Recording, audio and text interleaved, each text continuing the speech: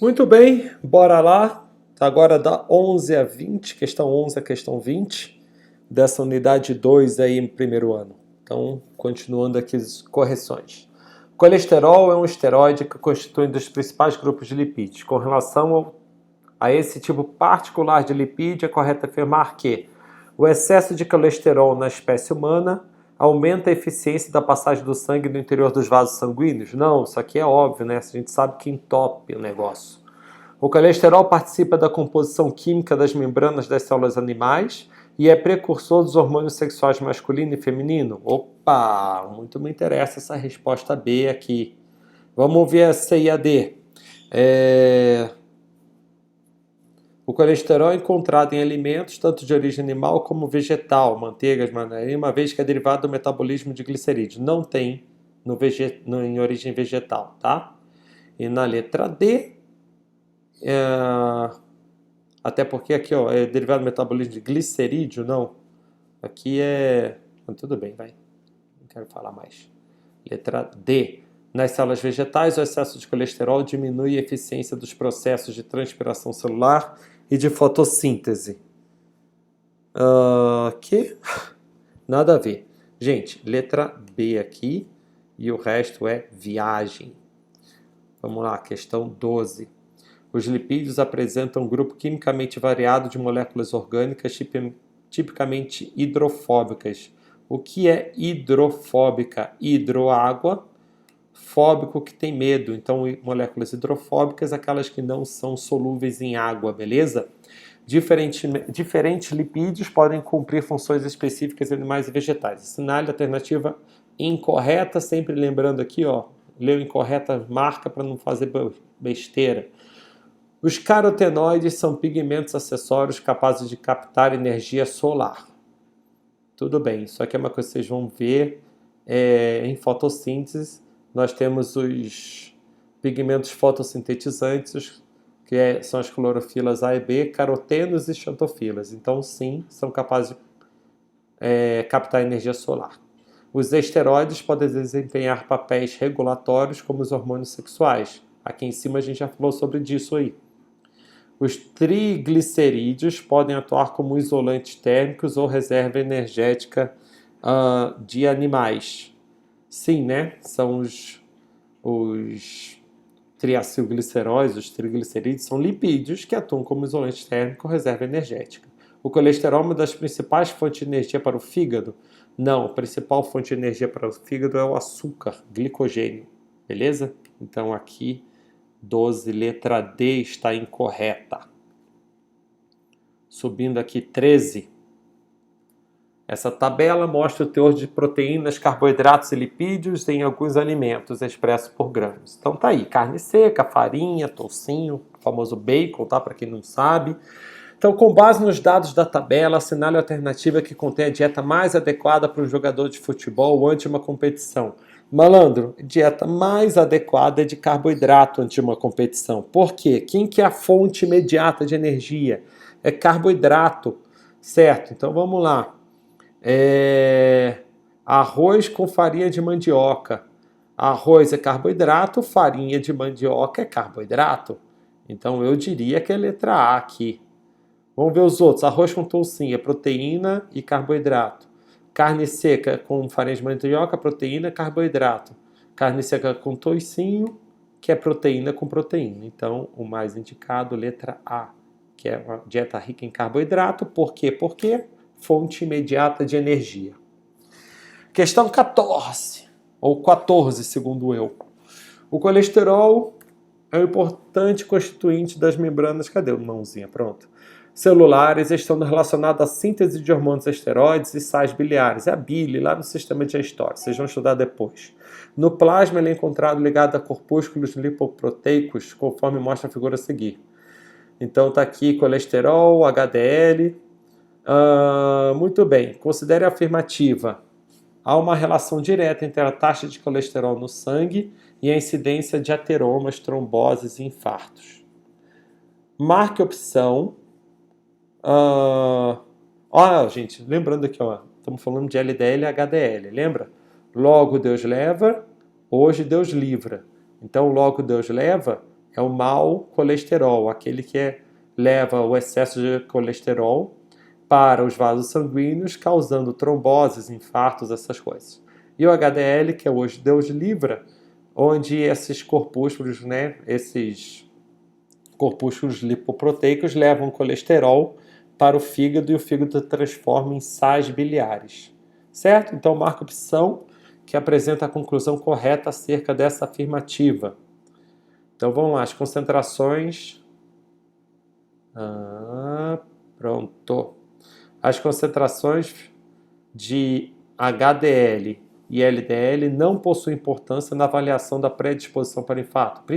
Possuem sim. Se você tiver muito LDL, você está mais predisposto a infarto, porque é esse cara que leva o colesterol para os vasos. E aí entope e dá infarto.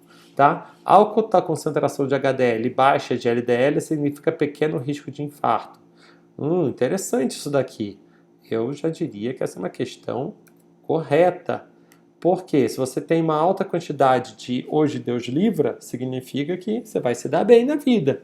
Agora, se você tem baixa quantidade e logo Deus leva, com certeza significa um risco menor de infarto. Por quê? Seu colesterol está sendo levado para o fígado e está sendo transformado em bile. Vamos ver as outras. Alta concentração de LDL, baixa de HDL, menor risco? Não, ó. LDL é o mau colesterol, logo Deus leva. Então não é menor risco. O aumento das taxas de colesterol depende somente da alimentação e não é influenciado por fatores genéticos, estresse, fumo, diminuição da atividade física. Lógico que é, gente, por isso que você ter baixa quantidade de colesterol, né, você precisa de uma alimentação saudável, exercícios e hábitos saudáveis, certo? O estresse e o fumo também levam a aumentar o tal do, logo Deus leva aqui, o LDL. E a última, que está errado, a alternativa é incorreta, pois não há provas significativas que correlacionem os níveis de colesterol com a incidência de trombose. Lógico que tem, está todo mundo careca de saber, muito colesterol, o negócio fica feio. Então, letra B, como já tinha marcado, é a correta. Certo? Vamos lá, questão 15. Os lipídios têm papel importante na estocagem de energia, estruturas de membranas celulares, visão, controle hormonal, entre outros. São exemplos de lipídios, fosfolipídios, esteroides e carotenoides. Então vamos lá. Como o organismo humano obtém os carotenoides? Tá, através da alimentação aí. Tá, que relação eles têm com a visão? Então o carotenoide vai ser a base da vitamina A. E aí a vitamina A, ela tem importante fator aí na construção da retina do olho. E a falta de vitamina A causa a cegueira noturna, certo? Isso é a matéria do primeira unidade. Letra B. A quais das funções citadas no texto anterior os esteroides estão relacionadas? Os esteroides estão relacionados a hormônios sexuais, tá? Onde que estão aqui? Não tem aqui? Importante tocar de energia, estruturas de membranas, visão, controle hormonal, entre outros. Então aqui são os hormônios sexuais, certo? Cite um esteroide importante para uma dessas funções. Então aqui vai ter hormônios sexuais, testosterona e estrógeno. É isso daí, tá? São os hormônios sexuais. Cite um local de estocagem de lipídios em animais e em vegetais. Animais, você vai ter lipídio aí no tecido adiposo. É onde você armazena. Beleza? E em vegetais, você vai ter óleos armazenados nas sementes. É onde você encontra isso daí. Beleza? Então, facinho, vamos lá, questão 16, está acabando. Se o total de bases nitrogenadas de uma sequência de DNA da fita dupla é igual a 240 e nela existe 30% de adenina, o número de moléculas de guanina será igual a quanto? Mas aí tá de sacanagem. Então vou abrir aqui para vocês Vou abrir aqui o que eu abro? Eu acho que eu vou abrir um Word aqui, pronto. Vamos ver se a gente faz isso aqui na mão. Nós temos uma quantidade de DNA de fita dupla. Vamos lá, abrindo um documento novo. Vai um branquinho aqui para a gente fazer. Vai, criança. Beleza. Eu vou fazer em texto assim para a gente poder ir mexendo no negócio. Eu tenho um total de bases nitrogenadas 240, tá? Então eu tenho aqui um total de 240 bases nitrogenadas numa fita dupla de DNA, tá? Tem 30% de adenina. O número total de moléculas de guanina será igual a quanto? Então vamos lá. Se eu tenho... Aí uma coisa que vocês têm que lembrar. A igual a T, beleza? E C igual a G na quantidade numa fita dupla de DNA. Então, se eu tenho 30% de adenina, eu tenho aqui 30% de A, consequentemente, em T eu terei 30% também. E aí eu tenho, então, somando os dois, 60%. Sobrou 40%. 40%, então eu tenho 20% em C, que vai ser igual a G, ou seja, que ela também carrega 20%. Então, olhando aqui, eu quero saber o quê? O número de moléculas de guanina, ou seja, eu vou ter 20% de guanina. 20% de 240, então vamos lá, 10% vai ser 24, 20%, 48. Aqui, 16, letra A, 48 aqui. Certo? Qualquer coisa é só vocês fazerem na calculadora, mas não tem nada demais. Entenderam aqui? Então vamos lá, continuando. 17. O ATP, blá blá blá, energético, é um composto químico constituído, vamos lá. Então, o ATP é feito de quê? Por proteínas? Não. Proteína? Não. ATP, ele é um nucleotídeo, ele é feito por uma base nitrogenada adenina, por uma ribose, que ele faz parte do RNA, e 3 grupos fosfatos. Então, isso está na letra... Cadê proteína? Pelas proteínas não, pela base nitrogenada adenina, pelo açúcar não é desoxirribose, é pela ribose, então está aqui letra E, ribose, e pela base, e pelos 3 grupos fosfatos, beleza? Então, vai de um RNA. 18. Essa parte bem legal de fazer. Gente, eu não tive a oportunidade de fazer... Na verdade, eu acho que eu tinha deixado para fazer aqui mesmo. Essa parte é bem gostosinha. Vamos lá. Testes de paternidade comparando o DNA presente em amostras biológicas são cada vez mais comuns e são considerados praticamente infalíveis, já que apresenta 100% de acerto. Nesses testes podem ser comparados fragmentos de DNA do pai e da mãe com do filho. Um teste de DNA foi solicitado para uma mulher que queria confirmar a paternidade. Ela levou ao laboratório amostras de cabelo dela, do marido, dos filhos, de outro homem que poderia ser o pai. Ou seja, a mulher não sabe de quem que é o seu pai lá, né? Então, os resultados obtidos estão mostrados na figura. Então, a mãe, o marido, o homem, o filho 1 e o filho 2. Gente, como funciona isso? Então, cada um tem as moléculas de DNA.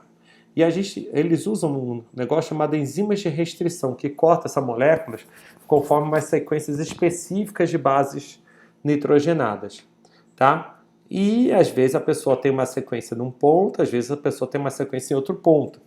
Então, só que quando você corta essas bases, você vai criar tamanhos diferentes de moléculas de DNA. Isso eles passam por um gel com uma eletricidade que anda esse DNA.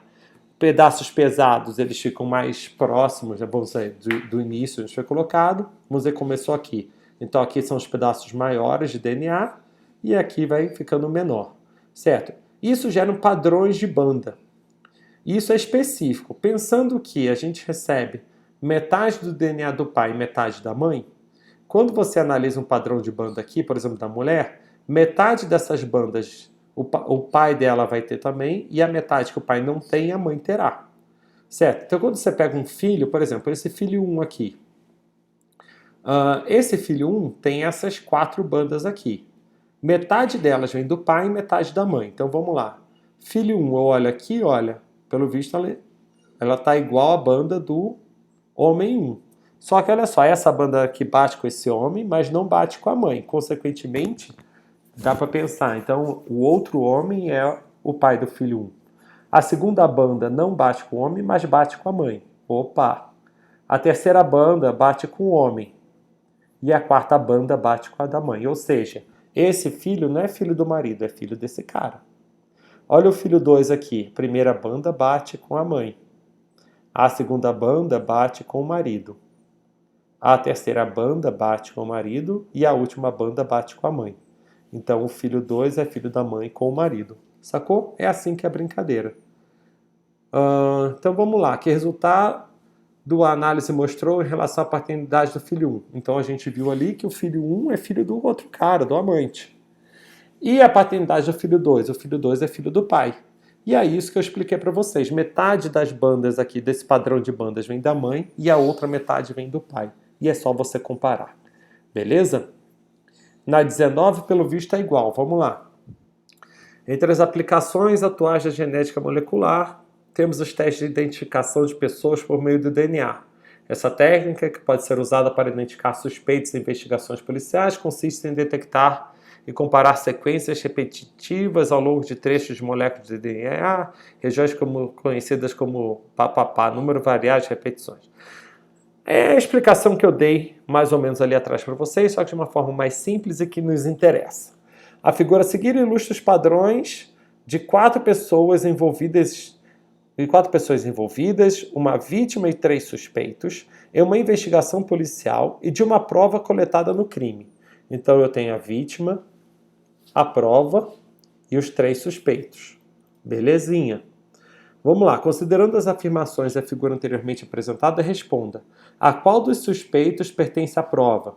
Então, gente, é só ver quem tem a banda igual, tá? A prova pertence, ó, essa banda desse suspeito, essa banda também, essa daqui também, ou seja, esse padrão de banda aqui é exatamente igual ao padrão de banda do suspeito 3, então a prova pertence ao suspeito 3. B, então a justificativa é que o padrão de bandas é exatamente igual ao padrão de bandas do suspeito 3, beleza? Que tipo de material pode ser coletado e servir de prova em um caso como esse? Isso daqui é DNA. Tá? Esse padrão de bandas é o padrão de bandas do corte específico do DNA de cada um.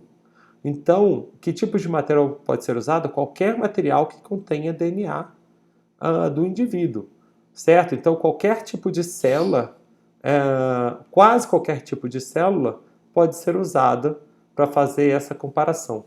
As únicas células nossas que não dá para usar são as células vermelhas, hemácias, porque ela não tem núcleo, certo? Elas são células anucleadas. De todas as outras podem ser usadas. E aí você me pergunta, mas por que usa sangue? Porque sangue não tem só hemácia, você tem lá os glóbulos brancos. Os leucócitos, são as células de defesa, eles têm núcleo normal, então eles têm esse padrão de banda de DNA sim. Ok? E aqui, por que os resultados desse tipo de análise têm alto grau de confiabilidade? Porque cada indivíduo tem um padrão de corte de DNA que como fosse como chama? Impressão digital, certo? Não tem como você repetir esses padrões. Mesmo que você tenha irmãos e ele receba metade do DNA do pai e metade da mãe, esses DNAs que vão para a gente do pai já são misturados dos nossos avós que foram para os nossos pais. Então é sempre uma mistura de DNA aqui. Então é impossível ter 2 indivíduos com o mesmo padrão de banda, a não ser que eles sejam gêmeos idênticos. Aí sim eles terão o mesmo padrão de banda. Ok? Então é isso. E a última questão: bactérias foram cultivadas em um meio nutritivo contendo timina radioativa por centenas de gerações. Dessa cultura foram isoladas 100 bactérias e transferidas para um meio sem substância radioativa. Essas bactérias sofreram 3 divisões no novo meio, produzindo 800 bactérias. A análise dos ácidos nucleicos mostrou que dessas 800 bactérias... Gente, então vamos lá. Pior que faz tanto tempo que eu dei aula para vocês que eu realmente não lembro se eu cheguei a falar de duplicação do DNA. Eu imagino que tenha, tá? Caso eu não tenha falado, vocês, por favor, me avisem, certo? Para eu poder... Aí eu faço essa aula para vocês e passo para vocês, tá? Então vamos lá. Bactérias foram cultivadas em um meio nutritivo contendo timina radioativa, tá? E aí foram isoladas sem bactérias. Então o que é para dizer aqui? Eu vou usar... Deixa eu ver o que eu uso aqui. Forma. Eu vou usar aqui, tentar mostrar para vocês, eu quero... Isso aqui, tá. Não vai ficar bom aqui. Vamos tentar. Quando eu pego lá o DNA, eu tenho aqui, né? Eu tenho aqui uma fita dupla de DNA, beleza? Tá aqui a fita dupla de DNA. Imagina aqui essa fita dupla, não, desculpa, eu tenho os pares de... uma fita dupla de DNA, pronto. Aqui tem a fita dupla, desculpa. Então aqui, quando eu pego uma bactéria radioativa, ela tem esse DNA de fita dupla e ele está todo marcado radioativamente. Imagina então que esse 1 represente as 100. Na hora que ocorre a duplicação celular, certo? Vai ocorrer a duplicação do DNA. Lembra que a duplicação do DNA é semiconservativa. Então, a cada molécula filha será formada, né, por uma fita original e a outra fita, vamos ver se eu consigo mudar esse negócio, e a outra fita nova, certo? Então aqui, ó, uma célula, tá? Então uma molécula de DNA original aqui, então pensa, o pretinho ela estava toda radioativa. Na hora que duplicou essa molécula para dar para as células filhas, cada célula filha recebeu uma fita original, essa daqui veio para cá, e ela produziu, né, a mãe aqui, a célula mãe, produziu uma fita nova de DNA. Só que nesse caso já não está mais radioativo, porque ele está aqui, ó, foi para o meio, foi transferida para o meio sem a radiação, tá? Então aqui foi a primeira divisão. Na segunda divisão, vamos lá, essa célula daqui, ela produziu uma molécula de DNA original, que nesse caso ainda estava radioativa, e essa de cá também, ó, seguindo também, ainda estava radioativa, aí esse produziu para cá. E produziu uma nova aqui não radioativa. E essa outra fita aqui, que já não era radioativa, ela também produziu uma fita nova não radioativa. E aqui é a mesma coisa. Vai, criança, fica no meu lugar aqui, bonitinho, pronto. E essa aqui é a mesma coisa. Ela produziu essa daqui que era original dessa molécula de cá. E ela produziu mais uma não radioativa. Pronto, agora eu já tenho... Vamos falar, se cada uma dessa aqui representa 100, agora eu já tenho 400 células. Certo? Agora, essa daqui, vamos lá. Essa daqui, ela manteve, né? Uma célula filha dela ficou com uma fita original, que nesse caso era radioativa, e uma fita nova. Tá? Essa daqui era a fita original, tá aqui. E essa fita original daqui ganhou outra nova. Então, no caso aqui, nenhuma delas é radioativa. Aí, essa daqui, uma fita original, essa daqui ficou original e ganhou a fita nova. Essa daqui do lado ficou original e ganhou a fita nova. Essa daqui, original, aqui original, e ganhou a fita nova. Essa daqui do lado, original, e ganhou a fita nova. Então o vermelhinho ela não é radioativa. Essa daqui, original, a criança subiu lá em cima, original aqui, e ganhou a fita nova, nova, fica ali bonitinha. E essa aqui, original, fita original, aqui, né, que ela veio descendo, é radioativa, e ganhou a fita nova também. Então, quando a gente olha aqui depois de 3 divisões, uma divisão, 2, 3 divisões, e pensando que cada uma aqui representa 100 células, então tem 100, 200, 300, 400, 500, 600, 700, 800 células.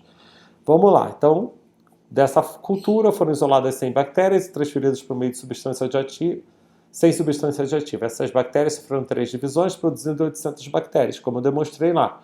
A análise dos ácidos nucleicos mostrou que dessas 800 bactérias, dessas 800, olha, 200 aqui, 100 daqui, 100 daqui, ainda eram radioativas, ó, ainda tinha a cadeia preta radioativa, enquanto que 600 não tinha. Então vamos lá. 100 apresentava o DNA marcado? Não. 200 apresentava o DNA marcado, mas não o RNA? Sim. O RNA ele vai sendo usado, degradado. Tá? Eu ficaria com a letra B, certo? Vamos lá, letra C. 400 DNA marcado? Não. 200 tem o DNA e RNA marcados? Tá? Ou todos apresentavam? Então eu fico com a letra B. O DNA estava marcado, o RNA não. Tá? Porque o RNA vai sendo usado e ele vai, enfim, desaparecendo. Certo? Então letra B aqui e fim de aula, porque tá cheio essa coisa. Próximo vídeo eu pego as 6 questões do Enem. Ok? Valeu!